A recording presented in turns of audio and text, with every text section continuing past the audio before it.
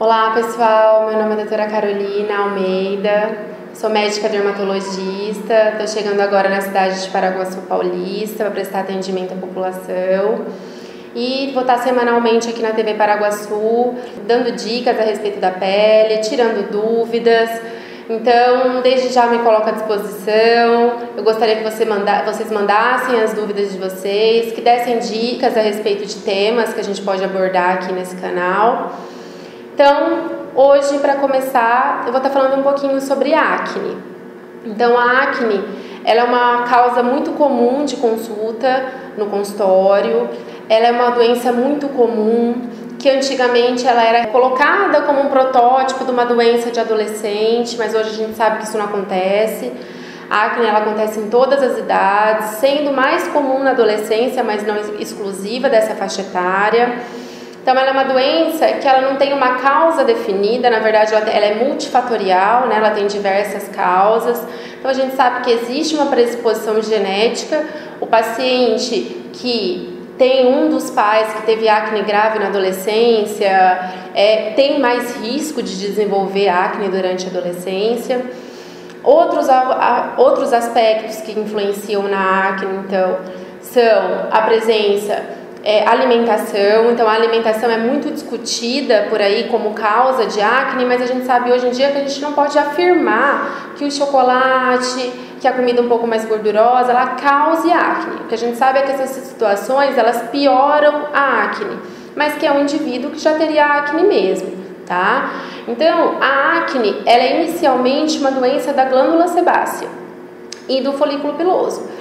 As bactérias, também outra coisa que acontece com muita frequência, das pessoas acharem que é uma infecção bacteriana. E não é. A bactéria ela vem depois, tá? O problema inicial é na glândula de sebo do paciente, por isso que é muito comum no tratamento a gente usar produtos que normalizem essa produção de sebo. Então as manifestações clínicas da acne são diversas, elas podem ter manifestações desde leves até manifestações graves da acne. Ela pode se localizar no rosto, mas ela pode se localizar também no corpo, como braço, tórax. Existem alguns pacientes que têm uma forma leve de acne. Então a acne ela é classificada em 4 graus, né? Então ela varia desde uma acne leve até uma acne grave, muitas vezes causando deformidades, cicatrizes importantes para esse paciente. Então, a acne ela é uma doença comum, mas não é por ser uma doença comum que ela não deve ser tratada de maneira correta. Assim como eu disse, a acne ela na maioria das vezes é um processo passageiro, um processo que, por exemplo, aí por 22, 23 anos ela está se resolvendo. Porém, as cicatrizes que ela deixa são para o resto da vida. Então, por isso que a gente tem tanta preocupação em tratar a acne. Tá? Outra coisa que vem aumentando muito é a acne na idade adulta, tanto em homens quanto em mulheres, que em mulheres é muito mais comum, é até chamado de acne da mulher adulta, que muitas vezes as pacientes vêm ao consultório achando que é uma alteração hormonal, que isso está refletindo uma desordem hormonal no corpo, mas que a gente sabe que não, que a maioria das vezes está associado a um problema da glândula sebácea, que normalmente essa mulher teve acne na adolescência, não foi uma acne totalmente tratada e essa acne perdura aí pela vida adulta, né? Então, também é uma acne específica, é uma acne que tem tratamento diferenciado, não é uma acne que é tratada igual a acne no adolescente. Outras causas de acne também são acnes ocupacionais. Então, existem pacientes que trabalham com metal, como óleos como graxa ou metais pesados e que desenvolvem um quadro de acne por conta da ocupação no trabalho. Também é um outro tipo de acne, tá? Então, não existe uma causa definida, não é só uma causa, são várias causas, na maioria, então ela é multifatorial que a gente fala. Então, não adianta deixar só de comer o chocolate, não adianta só... Então, é um conjunto de coisas que a gente faz no tratamento dessa doença, tá? Então, um pouco sobre tratamento também. Então, o tratamento da acne vai variar de acordo com a sua gravidade, tá? Então, sempre orientado por um dermatologista, mas o que a gente pode falar no geral é que Então, dependendo do grau da acne, se mais leve ou mais grave, é isso que vai determinar se você vai usar só um produto de passar ou se você vai usar um produto, por exemplo, de tomar. Em relação aos produtos de passar, a gente tem sabonetes, né, que são usados para diminuir a oleosidade da pele, para diminuir a formação de cravo. A gente tem produtos que são usados antes de dormir, que são usados também para neutralizar essa sebogênese aí da pele, essa formação de sebo, que são usados para neutralizar essa formação de cravos, a formação da acne em si. Os antibióticos, que hoje a gente procura usar com um pouco mais de cautela, eles não têm função antibacteriana nessa doença, eles têm uma função em diminuir o processo inflamatório na glândula sebácea.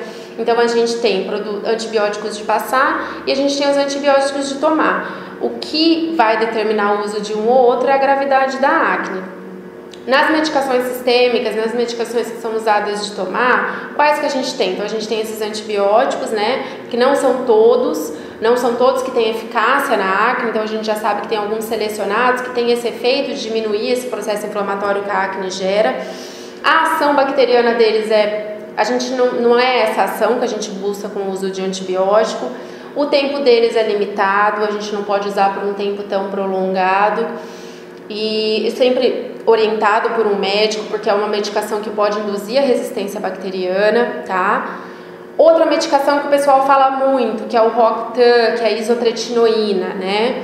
Então, o que é a isotretinoína? Então, a isotretinoína, ela é derivada da vitamina A, tá? Ela é considerada hoje em dia um tratamento definitivo para acne, indicado em casos graves de acne, desde que feito de maneira correta, calculado a dose de maneira correta, ela é considerada um tratamento definitivo da acne.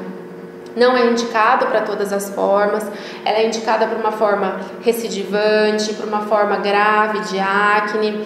Mas no que consiste essa medicação?